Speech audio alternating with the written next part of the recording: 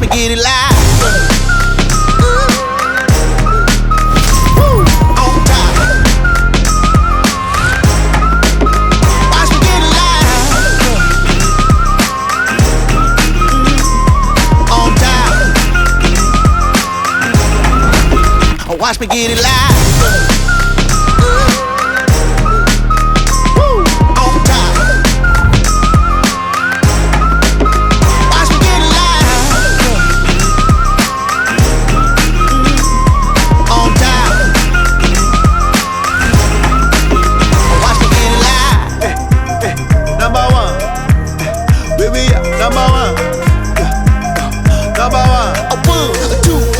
Watch me get it live.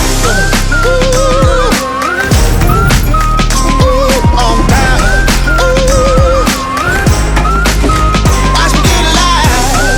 Yeah. Number one. Yeah. Watch me get it live.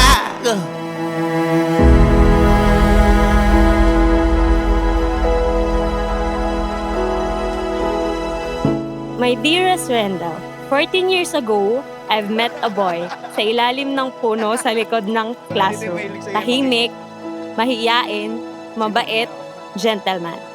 Personalities that are totally opposite of mine. Pero sabi nga sa science, opposite attracts.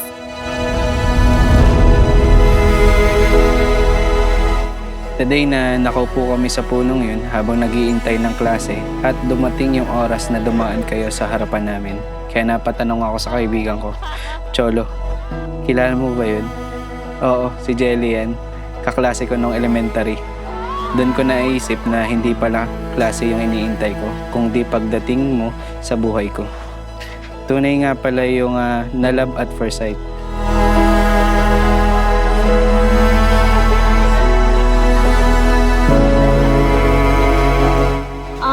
Nanay, tatay, thank you sa support sa amin na Rendell.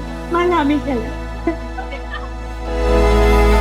I love how you touch my hair, how you hold my hand, and the good morning, I love you, babe. But the most precious is, your walang palyang hatid sundo supremacy.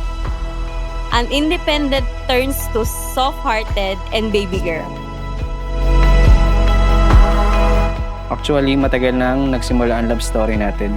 Noong nalaman natin na same tayo ng school na pinasukan noong kinder. Malamang sa malamang nagkakita na tayo noon kahit pang umaga or pang hapon ang isa't isa sa atin. Doon pa lang siguro may plano na para sa atin. Katulad ng pinapangarap ng marami ng isang dalaga na isang binata, nangyayari, nagaganap ngayon ang araw ng inyong kasal. Isang panibagong yugto ng inyong buhay bilang mag-asawa. Hindi mainam mag-isa si Rendell at hindi din mainam mag-isa si Jelly-Ann kung kaya ibinigay kayo ng Diyos sa isa't isa. Kapag magulo na ang mundo, kanyang payapang hinahanap-hanap ko.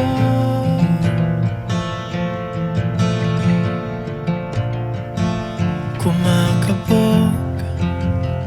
Tayo yung tipong game na game kahit saan, kaya sinalihan natin ng iba't ibang event ng school. Kaya tayo nakilala sa school.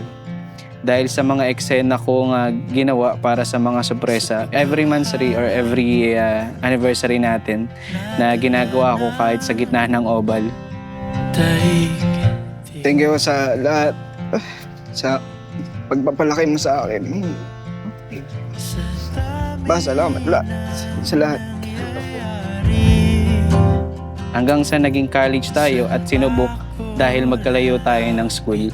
Kahit pa paano naman, sa stage na to bilang mag-boyfriend at girlfriend ay madami tayong napagdaanan hanggang sa tumagal tayo at ngayon ay 14 years. 14 years na tayo. Masasabi natin na it's time.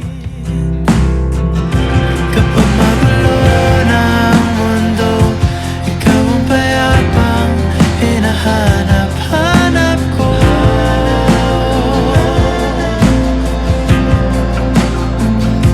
Tumakbo ka rin patungo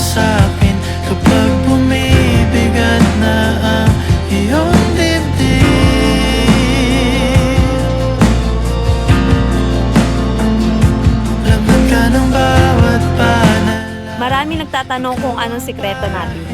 Bakit tayo tumagal ng 14 na taon?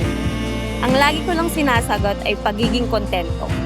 Kontento sa kung sino tayo, kung anong meron tayo, at kung ano ang kaya nating ibahagi sa isa't isa. Sinasabi ng hindi. Sa oras na to ay ikakasal na tayo. Ito lang yung masasabi ko. Beko lang pa tong pahinang to para makwento natin lahat-lahat about sa love story natin. Thank you, Be, sa lahat-lahat. At bilang asawa mo na ngayon at misis ko na ngayon, ito lang ang maipangako sa'yo.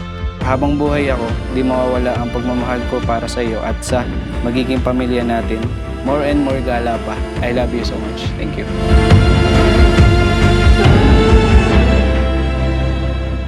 Kapag magulo na And that boy that I've met 14 years ago is the same man I am facing at the aisle right now with God, committing my lifetime with. tumakbo ka rin patungo sa'kin kapag pumibigat. Simula ngayon, lagi na kitang malulutuan ang paborito mong mga pagkain. Hindi mo na rin ako kailangang ihatid pa uwi dahil ikaw na ang aking tahanan. Patuloy kitang aalagaan, mamahalin at pipiliin araw-araw. Ikaw ang una at huli kong mamahalin. Mahal na mahal kita, Rendel. Gumagaan